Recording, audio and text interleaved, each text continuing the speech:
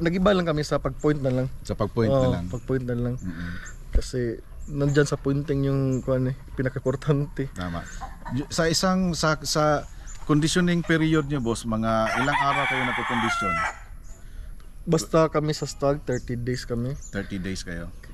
Sa 30 days na conditioning period niyo, ilang araw lang dyan ang pointing? Yung pointing namin last 5 days talaga. Last 5 days na lang. After ng ligo. After ng ligo, nagpo-point na studyohan na namin yung mga manok, anong mga galaw, yung ganun. Tama. So yun guys, experience talaga yan ni boss. Once again guys, remind ko kayo, 28 years old pa lang yan. Pero lalim-lalim na ng konti yung nalalaman ni boss. How much more kung lalampas pa ng 10 years, no? Natsambahan lang siguro na gumagana yung mga science. Yun. Saka nakikinig. Importante kasi guys, yung makinig tayo ba sa turo. Kasi may ibang mga breeders, boss. Para bang sarado na yung isip nila. Hindi natatanggap. Yung ibang mga yung magaling. para nila tama na yung ginagawa nila. Yung Kilala yung magaling. Parang sila na magaling. Tapos may mga breeders na hindi ayaw ko ng sweater, hindi ako magsi-sweater. May mga ganun. Depende talaga sa anong gusto nila. So iba-iba talaga mga kakogi. Buti to si boss, boss John is nakikinig, tinitesting, saka at least nakikita mo naman boss Nakita yung performance. Kasi yung nagturo sa akin, sabi niya yung pamaraan natin, yun ang ginagamit sa Manila. Kasi sa Manila, simple mistake can lead you to disaster. Tama. Guys, disclaimer guys hindi kami nagtuturo, hindi namin sinasabi na ito yung magaling ang ginagawa namin, based lang sa mga experience namin. Based lang din sa mga natutunan natin sa mga iba't ibang mga nagmamanok, no? Marami naman tayong makikita diyan, nasa YouTube, iba-iba, nasa Facebook. Piliin mo lang kung saan ka hiyang. Saan ka komportable. Saan ka komportable. Kami dito guys, kaming mga Cebuano, syempre tumitingin, nanonood din kami sa mga taga Manila. Especially pag sila ang nagsasalita, pinapakinggan namin. Taga Bacolod din, shout taga out. Bacolod, syempre shout out. So, Hey Joey Lacson. Dito sa Cebu, kahit anong mga bloodlines, kahit saan ka na breeder, Maluson, Mindanao, Visayas, welcome kami dito sa Cebu. Nakikinig kami. Kaya dito sa Cebu guys, maraming mga klase-klaseng manok na nandito sa Cebu. Diba? Sa'yo boss, ilang breeder ang nakunan mo ng mga manok? Maliban kay Boss Jojo Saso. Marami, nakakuha kami na kay Sir Dante. Hinlo. Dante Hinlo. Bago lang kay Sir Dante, kay Firebird kay B-Boy Enriquez. Yung mga puti namin. Tapos kay Doc Dairet sa Salto, Doc Arvin Arsiga. Si Engineer Alvin sa yun ang mga kanawayon niya. Nasa Toledo. Siya talaga ang kanawayon at si Pader. Kanawayon at saka bulik namin. AK-47. Yun mga niya. At saka mga rubble mouth niya. Yung mga rubble mouth niya. So yun. Dito sa Cebu guys, talagang kami nanonood kami sa YouTube, nanonood kami sa mga kasi mga nagiging idol din namin yung mga malaking breeders na yan. Kaya hindi malayo dito sa Cebu guys na time will come, gagaling din ang mga manok namin dito na pwede nang makipagsabayan dyan sa Luzon or kahit saang lugar man dito sa Pilipinas, no? And one example of that mga kakogi is yung mga bloodlines, mga manok ni Boss Jojo Saso, which in fact nung nagpunta kami sa Isabela, sikat na sikat si Boss Jojo doon. So ito pala si Jojo Saso, kasi dati yung pinuntahan namin, pinagtawanan lang yung mga manok niya. Nung makabili kay Boss Jojo Saso, lahat kay nagiging kaibigan niya. Wala nang doon, basta nakakilala, oy, Cebu. Nakakataba rin ng puso mga kakugi. Kaya dito sa Cebu, mga kakugi, itong channel natin, naghahanap tayo, pumupunta tayo, nagbibisita tayo ng mga backyard na ganito, pero record shows na pagaling na ng pagaling ang mga backyard dito sa Cebu. Di ba boss? Yes. Meron na kasi mga backyard na makaintindi na sa pagmamanok. Correct. hindi kagaya noon daw. Wala na, close-minded ang ano, especially yung mga ano ba, may mga edad na mga mga yun breeders. talaga yung gusto na yung meron lang prinsipyo na anong gusto nila yun ang masunod. Tama. Saka kung ano yung nakasanayan nila, yun ang pina-follow. Yun na nga ang ano guys, marami na akong nakita mga ano, at saka na ano boss ba narinig from mga taga Cebu na mga nagmamanok. Pag kumuha sila ng mga tauhan nila na eksperyensado na, nagiging problema sa manukan nila. Kasi hindi na makikinig eh. Tulad sa'yo, may bagong pamaraan ka. Tapos kukuha ka ng mga matagal na sa pagmamanok. No? So ang mangyari, hindi na makikinig sa'yo yun. Dili makikinig. So, yun ang ano. Pero kami taga Cebu guys, open-minded kami dito. No? Yun ang magagana sa taga Cebu. Tsaka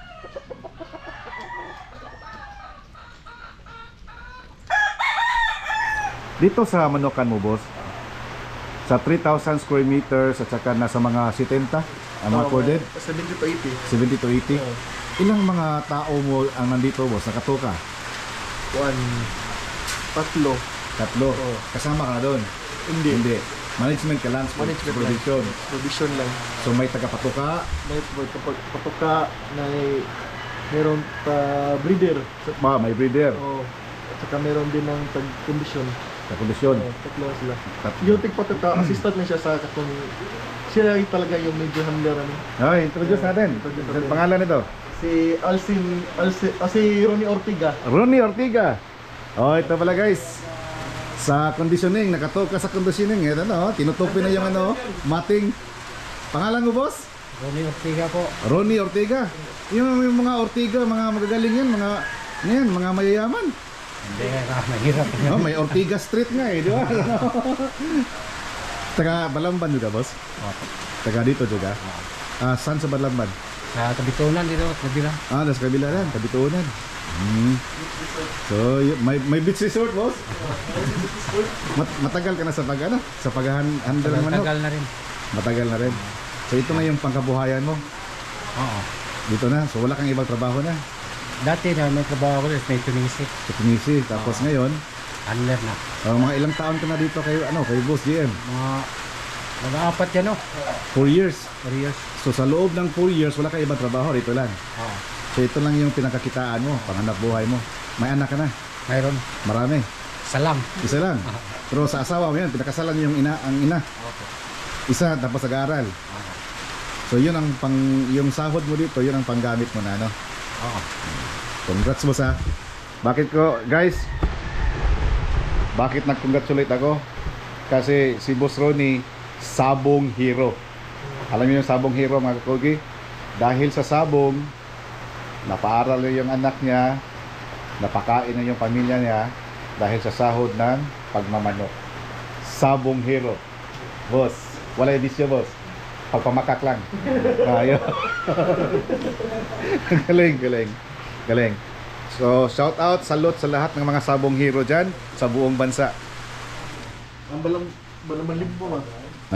May kunting pagsasaluhan dito, mga kakugi.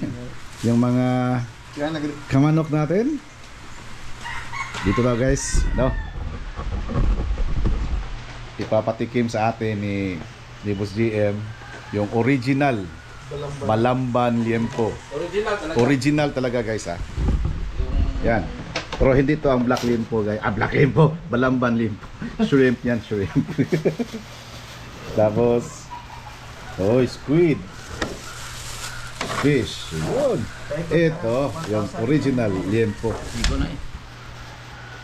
Balamban Liempo. Sarap. Yun. Sit boy. Let's eating. That's it. Sir Tep, let's eat. Ay! Nakuging, ano? Naming handa ni boss. Ito pa, yung original. Original talaga. Original yan, orig. Yan. Mindset, mindset. Mindset. Guys, mindset. Tentasyon to sa ano natin. Sa diet natin. Balaman limbo. Pero, Mindset. ito sa akin. Yun. Salad. Ay, ikaw, damhag yun ka. Ganda ko ba? Ano siya damhag yun? Wa mo sigay mong kuan. Nani ba ka nag-picture sa iyang gana yung gamot? Damhag yun. Yun. Kain mga kakugi. Let's it.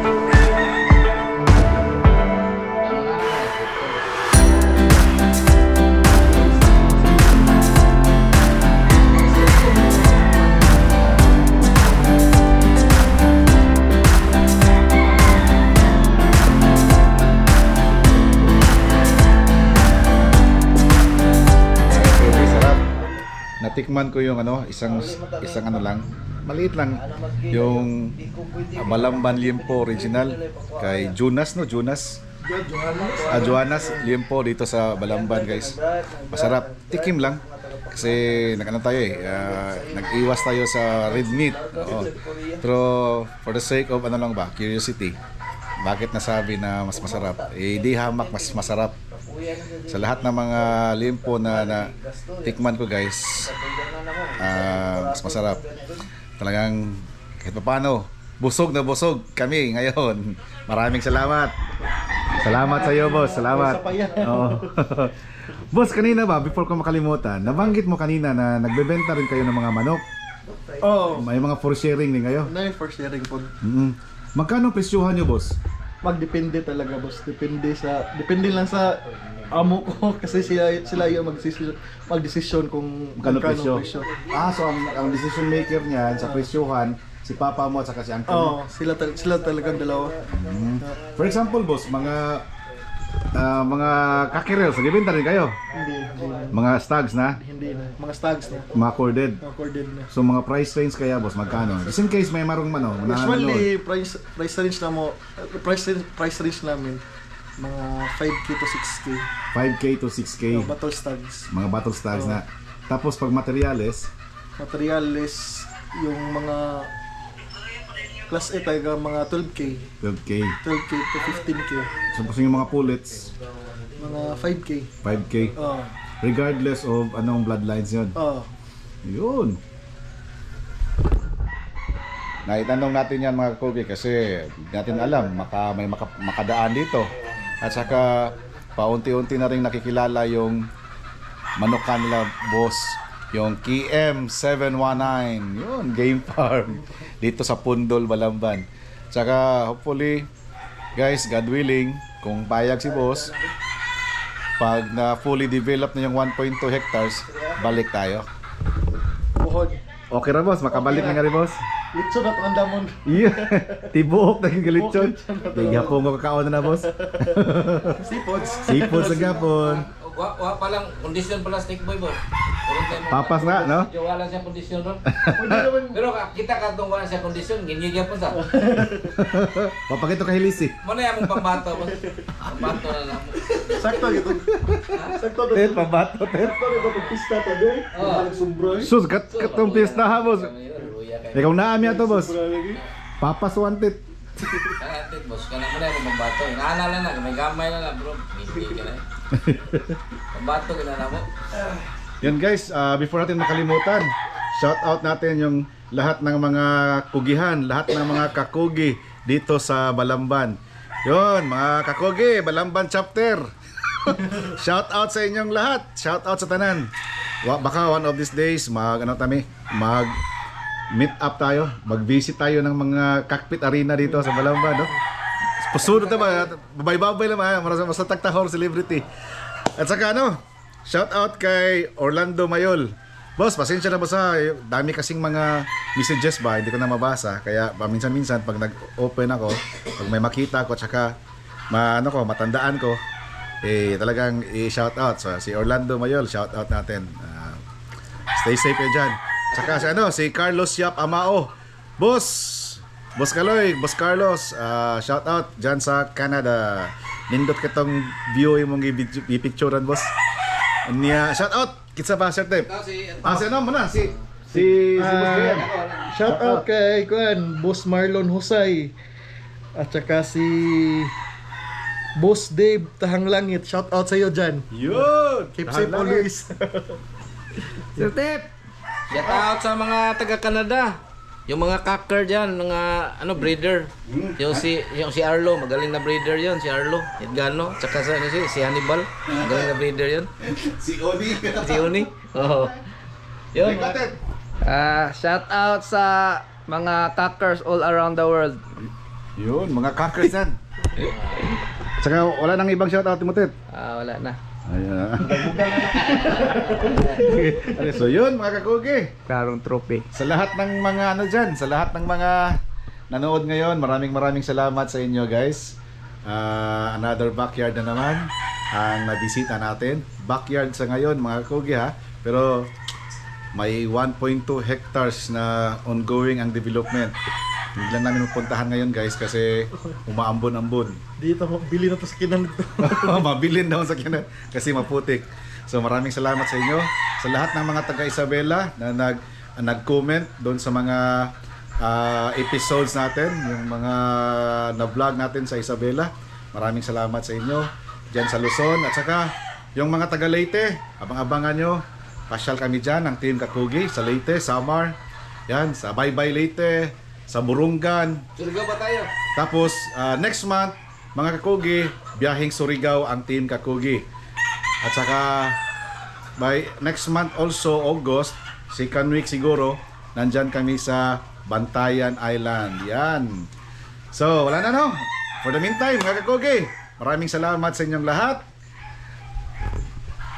Till next time. Unsa naman yung cameraman eh? Lagi. Ako gipaklaro. Tandaan palagi, mga Kakugi, basta magkugi, dunay maani. Okay. Okay, that's it. Okay. El Salegroso, Dairy Farm, Buntal, San Emilio. Boss, itong area ito, boss. Nabili mo to? Sa'yo talaga to? Hindi boss, yung una, nag-rent lang niya. Nag-rent? Tapos ngayon, hulugan na. So, nag-umpisa lang pala sa parenta, then ngayon, hinuhulog-hulugan mo na. So, So itong mga naka-cord mo ngayon boss, mga ilang piraso to? Lang boss, nasa siguro mga below 100 na. Below 100 lang. Oo. Kailan ka nag-umpisa dito boss? 3 years. 3 years 3 ago. years. Pero nagmamanok na ako doon sa pero konti lang. Konti lang. So ngayon nilipat na dito. Oo. Nagbe-breed ka rin. Oo. So yung breeding, sa tingin ko boss, lampas 1,000 ito noon. Kung ito lang anuhin natin. Ganyan. Lampas siguro 1,000. Oo. Pero itong transmitter boss, Ayan po, yung boss, yung dito yan. hindi, yung personal namin yan, yung provide ako ng internet. Yung Ah, small ISP okay. lang. Nagsusupply ka pala dito ng ano? Oo, Internet. Yun.